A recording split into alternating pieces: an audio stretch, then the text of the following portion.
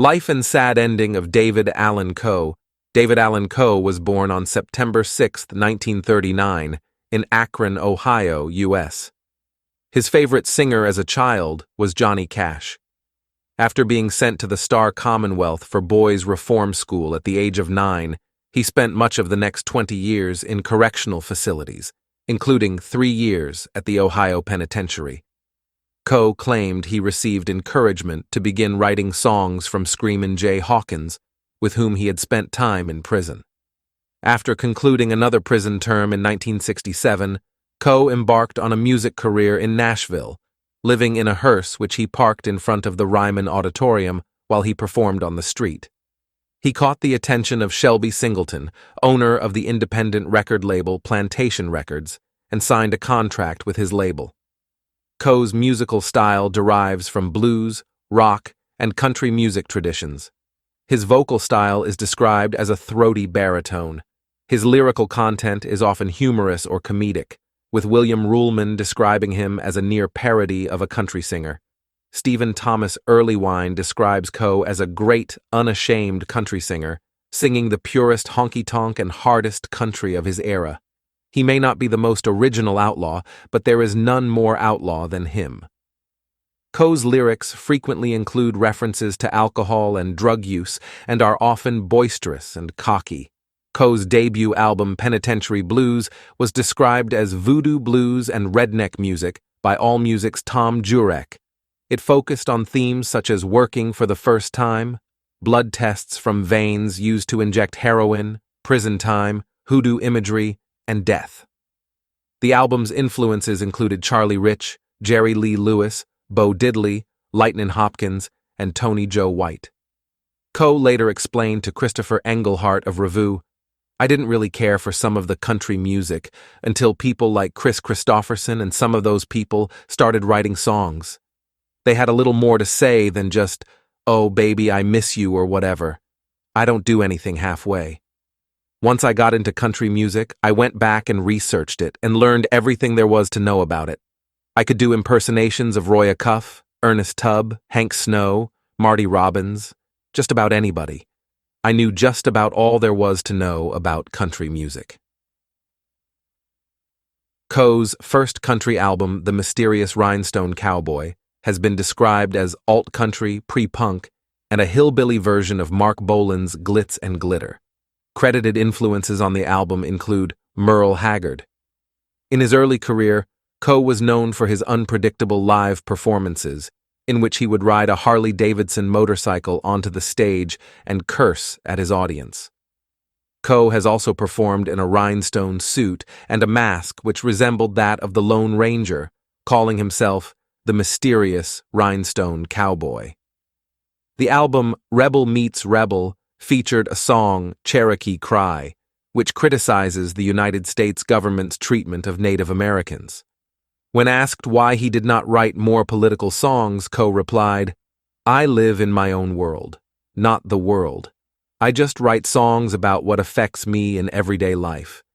At one point, I wrote a song that was sort of a protest about when they were talking about drafting women into the military. It was about my son making it past the draft, but my daughter didn't.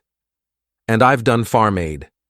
In his review of Coe's 1987 album, A Matter of Life, and Death, AllMusic's Tom Jurek wrote, "Coe may have had some hits, but it is recorded like this that make one wonder if there was not a conspiracy to marginalize him and make him fail. Coe is a brilliant songwriter well into the 21st century and deserves to be lauded along with the likes of Nelson and Jennings and Christopherson and Newbury, and even Cash. In 1982, Coe released another independent album, Underground Album, which contained his most controversial song, Nigger Fucker, which resulted in Coe being accused of racism. Primarily because of this song, the material recorded by singer and white supremacist Johnny Rebel is mistakenly attributed to Coe. AllMusic, which did not review Underground Album, gave it 3 out of 5 stars. Coe responded to the accusations by saying, "Anyone that hears this album and says I am a racist is full of shit." Coe's drummer, Carrie Brown, is black and married to a white woman, as was Brown's late father, Clarence Gaydamuth Brown.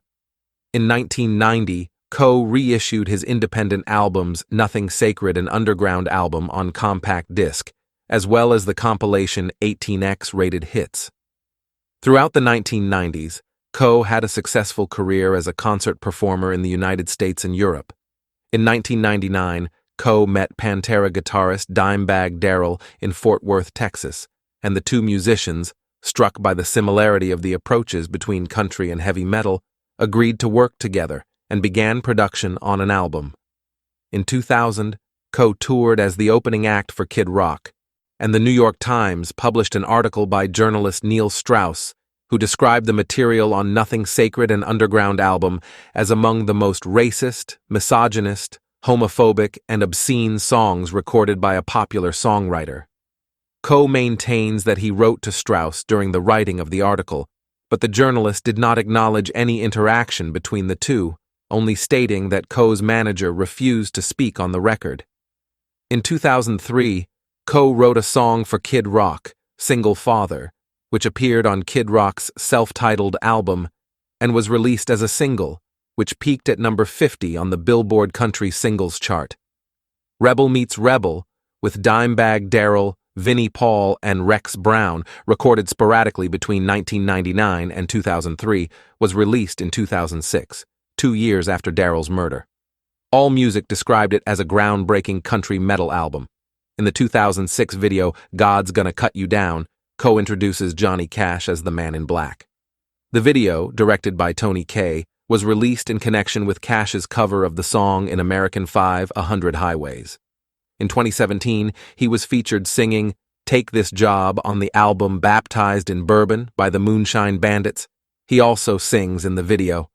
Like Willie Nelson and Jerry Lee Lewis, Coe has battled the Internal Revenue Service, costing him the publishing rights to his compositions, including Take This Job and Shove It.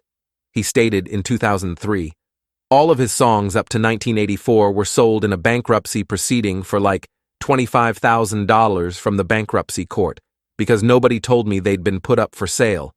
Basically, the IRS claimed I owed them $100,000. Ko said, I was living at a place and we had a flood and everything was destroyed. They knew I didn't have any records, any proof of what I did have and what I didn't have. So I just filed for bankruptcy. Nelson chose to deal with them. I chose not to. I am totally straight with them now. The only income I have is the money I make on the road performing and from the new songs that I own. In another interview, Coe added, all the songs on the X-rated albums were sold. I don't own that stuff anymore. I have nothing to do with that stuff. They have to give me credit as the songwriter, but I don't make 1 cent. That's what happened to him. His work is truly memorable and cherished.